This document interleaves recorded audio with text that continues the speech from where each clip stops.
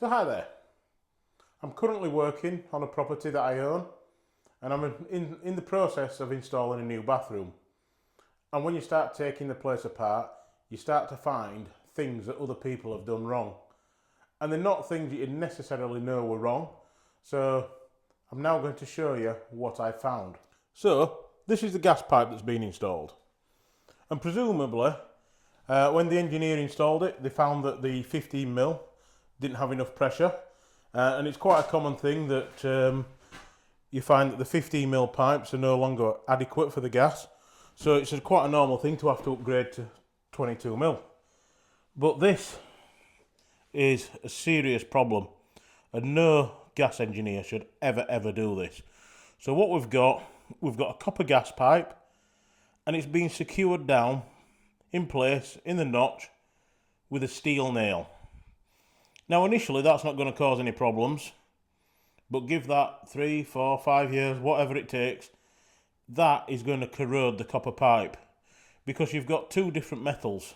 You've got steel against copper, and over time, particularly if there's any damp there, the steel will eventually corrode the copper and you've got a gas leak. So whoever installed that, really shouldn't be doing the job. And as I say, it's quite worrying that that's probably been done by a gas engineer. So where it pops out of the ground here, or out of the floor, this is because it was underneath the bath before I ripped out the bath. So anyway, another little problem that I'm going to show you, again, that's common, nothing to do with the gas or the plumbing, but this time it's with people who fit windows. Now, I'm guessing this window was probably fitted by somebody who is fencer qualified or certified, but the problem with fencer is the only thing that fencer check is whether the glass is right. So has the glass got the right insulation, which makes fencer pretty pointless, quite honestly. But now you look at this. So this would have had sliding sash windows at some point. So I've started stripping out the lining so I can improve the insulation to the perimeter. And guess what? Now, that window, when I take that lining out, that window will fall out. So not only is it badly fixed, but then the detailing, it's loose, the mastic seal's failed.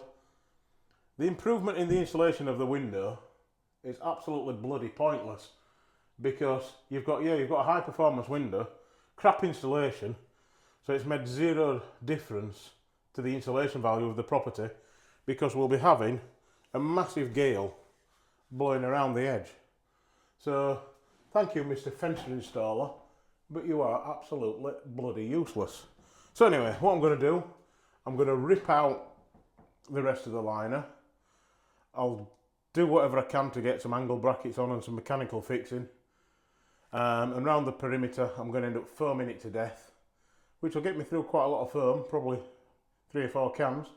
So it's going to cost me a couple of quid in foam, but then I'll fully line the window reveal out with insulated plasterboard. So hopefully these tips are quite useful.